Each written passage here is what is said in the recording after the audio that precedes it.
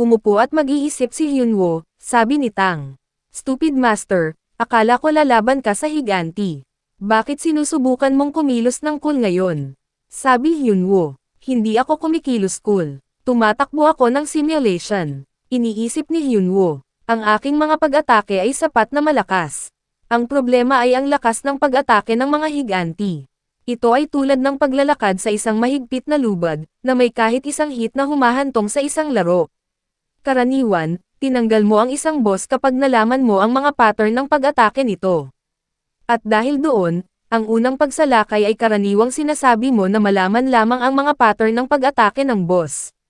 Kung gusto mong tanggalin ang isang boss monster na wala kang impormasyon sa isang pagsubok, ang tanging pagpipilian ay i-drag ito palabas habang pinagmamasdan ito.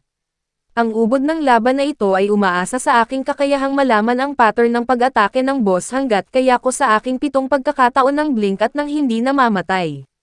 Tumayo na si Hyunwoo at handa nang lumaban kasama si Tang. Sabi Hyunwoo, tapos na ako sa sinabi on one go. Sabi ni Tang, hindi ko akalain na mapupunta talaga ito sa ganitong paraan. Lumipat ang eksena sa higanteng boss. May napansin ang boss na tumalon sa kanyang harap. Ito ay isang Hyunwoo na tumalon sa sabay umatake. Nabigla si Hyunwoo sa higanteng ipinakita ng. Mas alag nito gamit ang kanyang kamay ang atake ni Hyunwoo papunta sana sa leeg nito.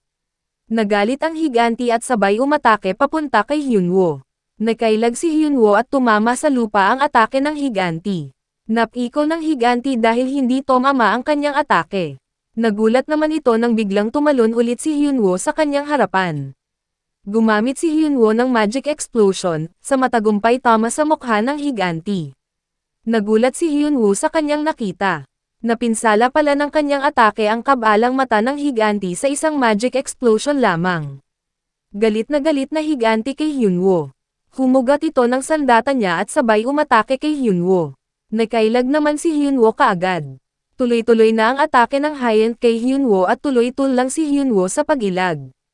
Dumistansya si Hyunwoo at sabay naghanda ng atake, nagamit siya ng Magic Explosion at dadagdagan niya ng Crescent Moon Cut, tuluyan na namang binitawan ang ataking Crescent Explosion papunta sa higanti. Naghanda naman agad ang higanti na salamin ang atake ni Hyunwoo.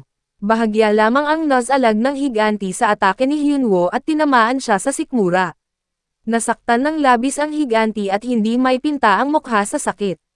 Napagtanto ni Hyunwoo na kung ang higanti ay nasaktan sa ataking iyon, na isang maanang atake lamang ay siguradong hindi ang boss monster, sumigaw si Hyunwoo kay Tang na siya ang tumapos sa higanti.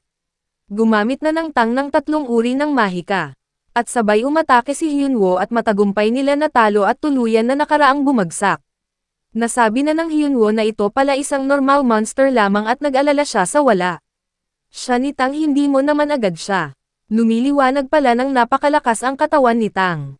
Nagulat si Hyunwoo at buma sa harap ni Tang, umabot na nga ng level 200 si Tang at nangyayari na nga ang hinihintay ni Hyunwoo na second awakening ni Tang, tumaas ng husto ang mga estetika ni Tang at ang kanyang mga magic stat, nakakuha rin si Tang ng 2 bagong skill na, Blazing Mana, one of the Marionette Bear's unique ways of using mana, Grade Unique, Type Passive, Proficiency F, Breath of the Wind, Imbue the Spirit of the Wind into the target's body, Type Buff, Grade Rare, Efficiency F, umabot na nga si Tang ng level 200 at napakalaki ng tinaas ng kanyang stats, gulat na gulat si Hyunwoo dahil napakalaki ng itinaas ng lakas ni Tang, at hindi niya mapigil ang maisip na parang gumagamit ng cheat si Tang, pero ang pinakamahalaga para kay Hyunwoo ay ang Breath of the Wind, na isang buff at pinapataas nito ang speed ng tumanggap sa buff. Lumapit si Tang kay Hyunwoo at tinanong naman siya ni Hyunwoo kung tapos na siyang mag-awaken. Sinabi ni Tang na masama ito at ano ang kailangan niyang gawin. Nabigla si Hyunwoo at napalingon kay Tang at naisip na, baka may drawback to balance out dahil sa lakas na natanggap niya ngayon. Mangiyak-iyak naman si Tang at ipinakita ang kanyang 2 kamay na may magkaibang kulay na, nag-alala ng labis si Tang kung ano dapat niyang gawin. Tumawa ng napakalakas si Hyunwoo kay Tang at hinawakan sa ulo. Napaika naman si Tang at sinabi na, bakit ka tumatawa? Ito ay seryoso, sinabi lang ni Hyunwoo na, cute pa rin siya kahit ganun ang kanyang kamay at walang ibang problema doon. Natuwa naman si Tang sa marinig niya, lumaki naman ang agad ang ulo at feeling cute na sa sarili, ngumiti na lang ng tahimik si Hyunwoo, bigla ay may nagsalita at sinabi na, isa kang malakas sa mandirigma. I wish to show respect for your battle. Nagulat si Tang at Hyunwoo, nakita ni Hyunwoo na isa na namang higanti, naghanda agad si Hyunwoo para lumaban. Nagulat si Hyunwoo nang sinabi nito na, pakiusap ibaba mo ang iyong sandata, hindi ako pumunta dito para makapaglaban sayo, may gusto akong ipakiusap sayo. Bilang isang tumalo sa corrupted giant soldier, napaisip naman si Hyunwoo na baka ito ay isang quest, biglang binaba ng higanti ang kanyang kamay sa lupa at dumapa sa harap ni Hyunwoo. Nakatanggap naman si Hyunwoo ng isang quest na, Abandoned Giants. The giants rebelled against their god and as a result, they were abandoned by them. Let's save their souls. Makiusap ang higanti na iligtas sila.